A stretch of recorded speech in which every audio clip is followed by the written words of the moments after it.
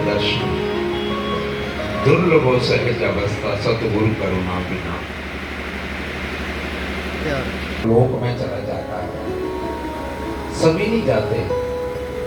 पूरा जीवन पर्यंत जीवित बच्चा उसके लिए हर साल कहता हो माता जी श्राद्ध खाओ, पिताजी श्राद्ध खाओ। वो पता नहीं कहाँ खेल रहा है, किसके आंगन में खेल रहा है, किसके द्वार पर खेल रहा है। सचखंड में बैठा है, सतलोक में बैठा है, अलग लोक में बैठा, शिव लोक में बैठा, विष्णु लोक में बैठा, स्वर्ग में बैठा। क्योंकि स्वर्ग नरक में वो कहीं भी बैठा होता है, लेकिन हम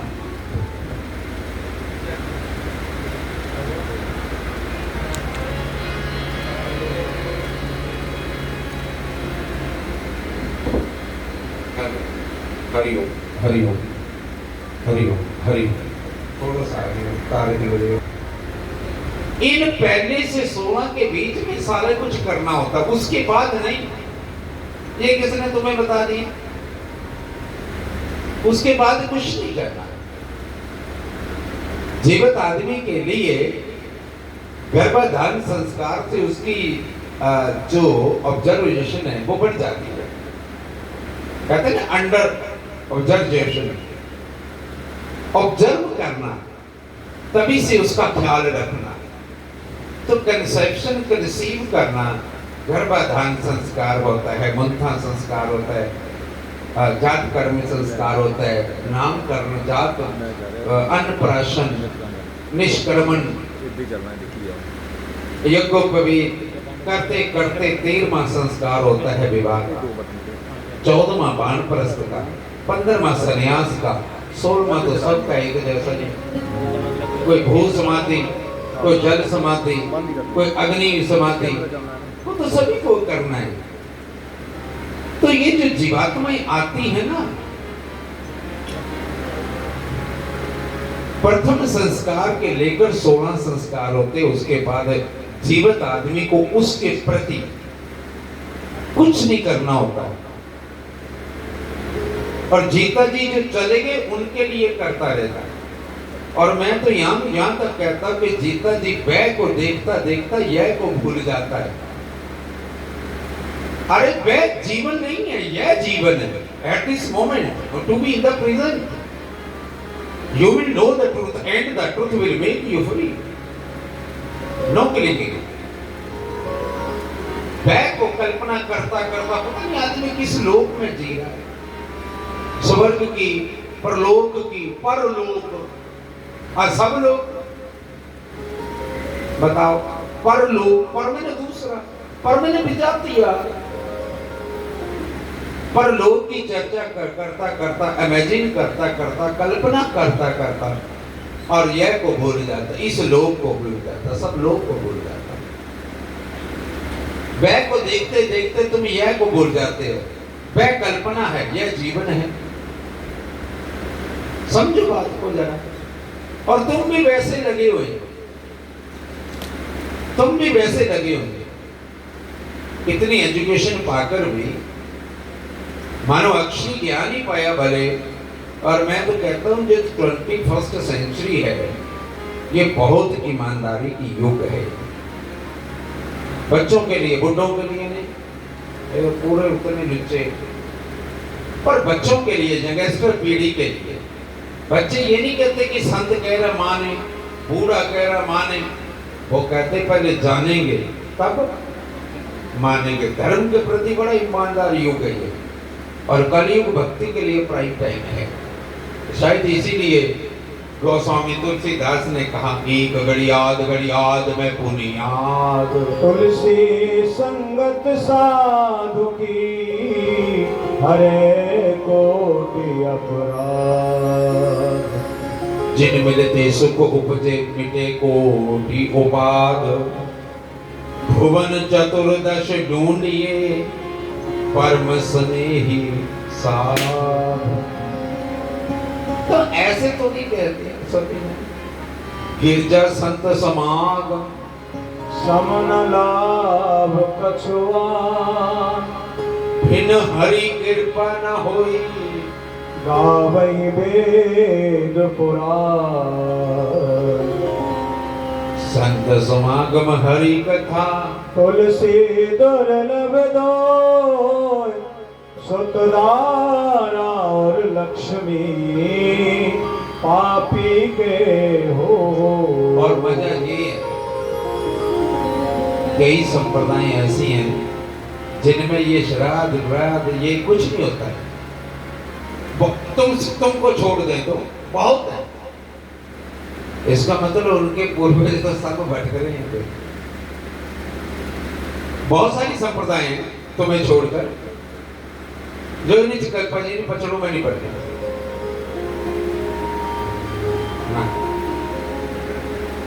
अब ढूंढ रहे हो तुम लोग, मानो देखो जबरदस्ती खिला रहे हो, तुम उसका पुण्य कर रहे हो या पाप। अब एक पंडित को 10-10 घर जाना है, एक ही बार आदमी खाता है ना सही ढंग से। अब तुम उसका क्या कर रहे हो? भला पुण्य कमा रहे हो या पाप?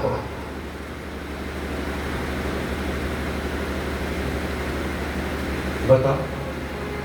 और जो 365 दिन 64 रह गए, किसी का एक श्राद्ध आता है साल में, और 364 दिन फिर कौन देगा?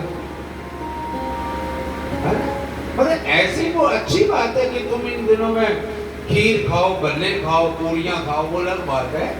अपने स्वाद के लिए, अपने टेस्ट के लिए वो एक अलग बात है। लेकिन यदि तुम सोचो कि ये यदि कि ये जी इसका करना ही पड़ेगा जब कुछ, वो तो कर दिया ना। अंतिम संस्कार हड्डू भी गंगा में बहाए, राख भी बहाए, अब क्या बचा? अब क्या बचा? आज तो जो तुम जीते हैं वो अपनी जिम्मेवारी को निभाएं। मनुष्य का जीवन जैसा हो सकता है, मनुष्य जीवन में जो पा सकता है, मनुष्य के जीवन में जिसे पाने के लिए पैदा हुआ है, वही उससे छूट जाता है, वही उससे मिल नहीं पाता। क्यों? क्योंकि वो दूसरों के करने में लगा रहता है। तुम लोग नौकरियां चाकरियां करके अपनी टिल लास्ट ब्रीथ तुम अपना खाना लेकर आए हो पेंशन के माध्यम से, फिर भी महाराज जरा बच्चे को बना दो, बच्चे के लिए बना दो, अपने लिए कम। जब तक बच्चा सिंगल है, बात खत्म, तुम्हारी जिम्मेवारी है। डबल कर दिया, अब वो जाने उसका काम जाने, क्योंकि वो अपने संचय कर्म को लेकर आया, अपनी प्रलब्ध को लेकर आया, प्रलब्ध भी भाग्य, और अब जो करेगा अच्छा या बुरा वो भोगे। तुम्हें क्या टेंशन है? तुम्हें बताओ, सच बताओ, जरा बुद्धि रखो, ज्ञान रखो जरा थोड़ा। अच्छा करेगा, मानो तुम्हारा बेटा चोर है तो जेल जाएगा ना, तो तुम्हें जाना नहीं, बच्चे को छोड़ दो महाराज, मुझे ले चलो, मैं बूढ़ा हो रहा हूं, मेरा क्या, मैं कब मर जाऊं, ये तो जिएगा। ऐसा बोलो जरा। जो करेगा वही उसका, जो कर्म करेगा वो भाग्य, भाग्य से भोग, भोग से सुख या दुख वो जाने। तुम कब अपने लिए करोगे? न तुम्हारे बाप दादा ने अपने लिए कुछ किया, ना तुम कर रहे हो।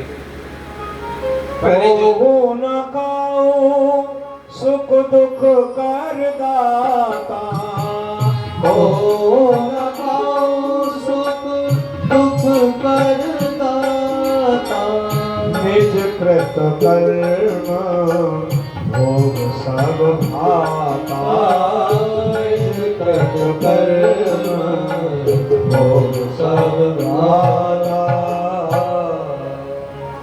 अगर तुम्हारी संतान तुम्हारी पढ़ाई के बाद, उसको पढ़ाने के बाद, पालने के बाद, पोषने के बाद, विवाहने के बाद, यदि फिर भी वो तुम्हारी संपत्ति की ओर देखे, इसका मतलब उसके बड़ा यमदूत तुम्हारे घर में कोई पैदा नहीं।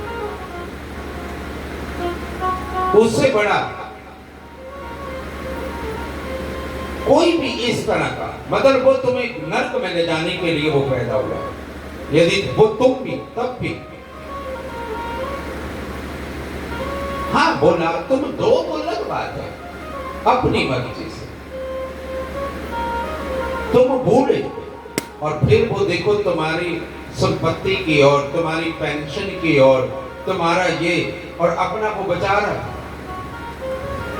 इसी को दलाई लामा को याद करूं मैं, बड़ा प्यारा वचन है। वो कहता है, you waste your health to get the wealth and in the last you waste your wealth to get the health. कमाल। पुठे काम देखो, पुठे काम देखो तुम्हारे। और याद रखना, जो रखा ना ज्यादा बीमारी उसे ही आती है। गुरुदेव मेरे कहते थे धन की तीन ही अवस्था है, समझिए जरा। धन की तीन ही अवस्था है, यह तो है तो भोग करिए, डूबिए खूब, और जितना तुम भोग करोगे ना उतना तुम उब जाओगे। बुद्ध क्या था? सम्राट, उब गया, रच गया, राजा था, रच गया। महावीर कहता सम्राट। जैनियों के 24 से 24 तीर्थंकर राजे। तुम कब उबोगे? थोड़ा सा एक बुर्की खाई पे रख दिया, पेट भी कल्प रहा है, मन भी कल्प रहा है, और बार बार उसकी ओर भी ध्यान जा रहा है। ये व्रत भी रखा है और टाइम भी देख रहे हैं, कब अपराह्न आए, कब संध्या आए। ये कल्पा का ही रही हो, अपने को सता का ही रही हो। किस लिए? किस? और गीता, यदि गीता अपने ध्यान से पढ़ी हो तो गीता कहती कि जो भूखा रहता उसको तो मैं बिल्कुल भी नहीं मिलता, फाका यानी कि व्रत।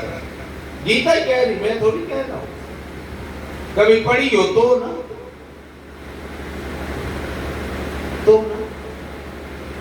और जिस दिन तुम रूटीन में जो खाते हो वो अच्छा लगता है, पचता है, आपका पाचन, मेदा, जठराग्नि, रक्त, मज्जा, मेदा, वीर्य बनता है। और जिस दिन भूखे रह के तुम टूट पड़ते हो, फिर बाद में कहते हैं आज मेरे अब पेट में हो रहा कुछ, अजवाइन का पानी। उस दिन ही, क्योंकि उस दिन टूट पड़े, पूरा दिन वो खाली रहा था, एम्प्टी स्टमक। तुम्हारे गुरुदेव कहते होटलों में खाकर ये हॉस्पिटलों में बचाते हैं, और वो ही तुम्हारे ब्राह्मण कर रहे हैं इन दिनों में। तुम कहते खा खा खा श्राद्ध। एक बोले मैंने श्राद्ध नहीं खाना, मैंने श्राद्ध नहीं खानी।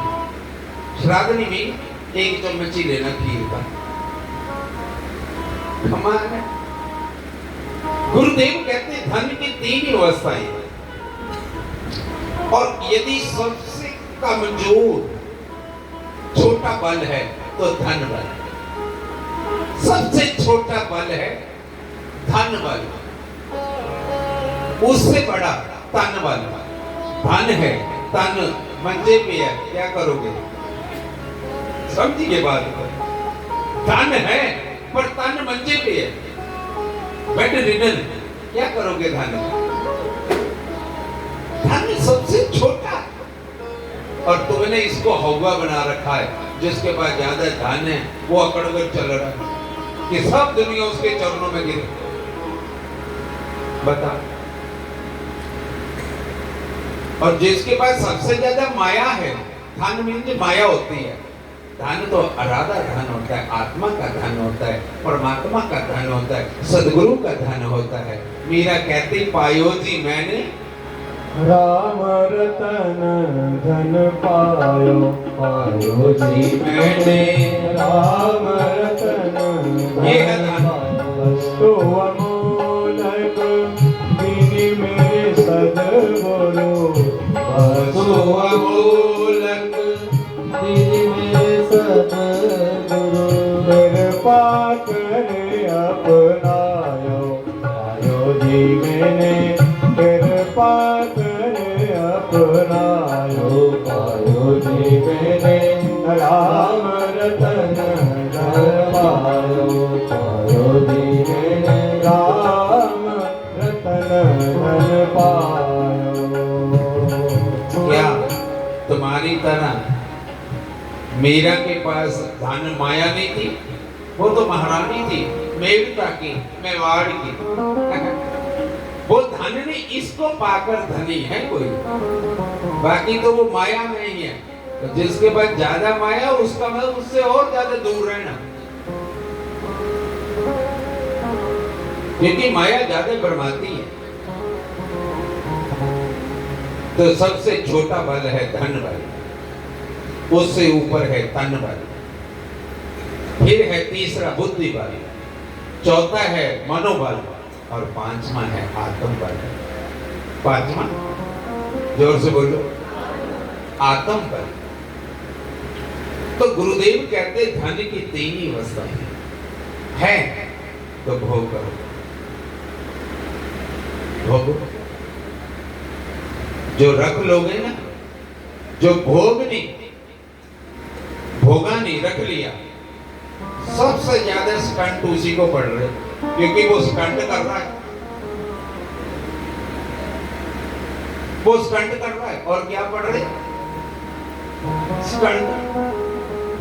जब होगा ही नहीं, वो बीमारी भी नहीं देता है। मुझे बताओ, जितने गरीब आदमी हैं वो मैक्स में जा रहे, 40 में जा रहे, सच बोलो, एम्स में जा रहे, उनको बीमारी उसकी आती है जो तुमने रखा है, तुमने भोग ही किया। अरे धन है तो उसका उपभोग करो। उपभोग, उप का मतलब पानी कितना है? पानी बहुत है, पर तुम्हें कितना चाहिए? 2 गिलास, 1 गिलास। अन्न कितना है संसार में? सारे तुम्हारा थोड़ी है, तुम बैठ जाओ मेरा ही है। उपभोग का मतलब है, भोग तो है, प्रकृति में क्या सारा भोग है, पर तुम उपभोग करो जितना जरूरी, जितनी रिक्वायरमेंट, जितनी नीड।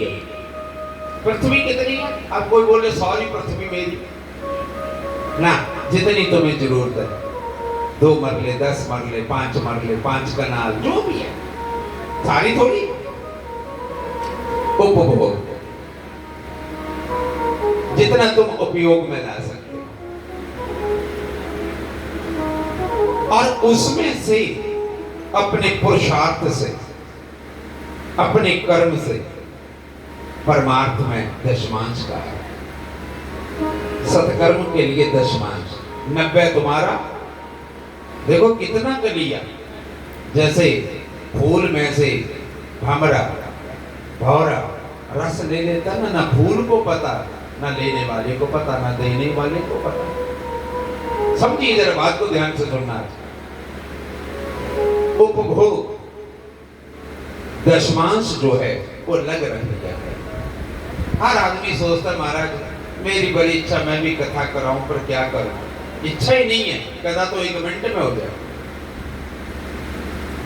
वो तो 1 मिनट में हो जाए, क्योंकि जो संकल्प देता है वो शक्ति भी देता है, साथ में दे देता है, वो साथ में दे देता है। तो दशमांश पंजाबी में कहते हैं 10 बंद ऐसे कामों के लिए। 90 रुपये तुम्हारे, 90 तुम्हारे, लग रहा, जब मौका आएगा कर लेना। तो गुरुदेव कहते या तो भोग करो या योग में कुछ लगाओ। दशमांश वो भी जो ये कुछ नहीं कर पाता, ना भोग ना योग, गुरुदेव कहते फिर रोग। तीसरी अवस्था रोग, रोग। और सदगुरु यही तो करते हैं, इशारा कर देते, तेरा तन बल बिगड़ने वाला है तो ऐसे कर, ये कर लो। यानी कि तन बल का मतलब है जो इम्बैलेंस होगा वो बैलेंस में रह जाए। देव बल, पितर बल, इसीलिए एक पलड़े पर देवताओं का बल है, दूसरे पलड़े पर पितर बल है, और गुरु मध्य का कांटा है, गुरु बल। वो तकड़ी को देख लेता कि इसे कौन सा पलड़ा डाउन है, वो कहता है यहां से यहां रख, यहां का यहां रख, उसको बैलेंसिंग फोर्स में रखता है, ना निगेट करता है ना पॉजिटिव करता है, वो बैलेंसिंग फोर्स है। सदगुरु आपके जीवन की बैलेंसिंग फोर्स है। ध्यान देना, मिलो तो सही, गुरुओं के पास बैठो तो सही, कुछ पल कुछ क्षण। वो तुम्हारे आने का ढंग, तुम्हें मिलने का ढंग, तुम्हें देखने का ढंग, वो पहचान लेगा तुम किस बीमारी से ग्रसित है, वो वैसा व्यवहार करेगा तुमसे। वैसा संसार रोगी नाम दारू। तो ऐसे जब पचड़ों में जाने के पहली बात तो ये समझ लेना कि ये श्राद्ध पक्ष है क्या। तुम्हारी परदादी आ जाए खाने, नानी आ जाए, तुम्हारा नानू आ जाए, है? नहीं, ये जो पृथ्वी जब ये खगोल भूगोल जब घूमते हैं, समस्त पृथ्वी को चूमने के लिए दौड़ते हैं। ये देवता भी दौड़ते हैं। दुर्लभो मानुष देहो देहि नाम कषण भंगुरा। ये भी पृथ्वी को चूमने दौड़ते हैं, आनंद को ढूंढते हैं, क्योंकि यहाँ कर्म है। स्वर्ग में केवल भोग है, भोग करके भी उब जाता आदमी, कहता बस। योग नहीं है, पृथ्वी पर योग है। ये देवता योग को जब घूमते हैं ना, तो ये सौर मंडल ग्रह मंडल ये छूता है। तो इस बारी अश्विन मास में जो पक्ष आता है, पितर लोग धरती को छूते हैं। ये 7 पितर, 7 तारे, 7 ऋषि, 7 गण, जिसमें 4 मूर्तिमान है, 3 ज्योति स्वरूप। बात समझ आ रही ना सबके? ये हैं। तो अब तुम लोग इनके लिए नाचो गाओ और खाओ, नाचो गाओ खाओ। ये पृथ्वी पर भी है, तुम नाचोगे, वो गृहस्थ वो परिवार ये भी नाचे, प्रसन्न होंगे, आनंदित होंगे, मौके ढूंढिए। कल तक कथा थी, आज उत्सव का माहौल बना रहा था। क्या किए यहाँ पंडाल बोई, छत बोई, छेद बोई, 4 गुब्बारे लगा दिए, तो कुछ लग वैसा नहीं लग रहा कि आज कुछ है। लग रहा है ना अलग सा, कल भी तो यही था, आज अलग सा लग रहा है, थोड़ी सी कुछ एक्स्ट्रा। उत्सव करना तो कुछ एक्स्ट्रा, और जीवन को मूर्ति को निखारना है तो एक्स्ट्रा को तोड़ना है। जैसे पत्थर में एक्स्ट्रा पत्थर अलग कर दो, मूर्ति प्रकट हो जाती है।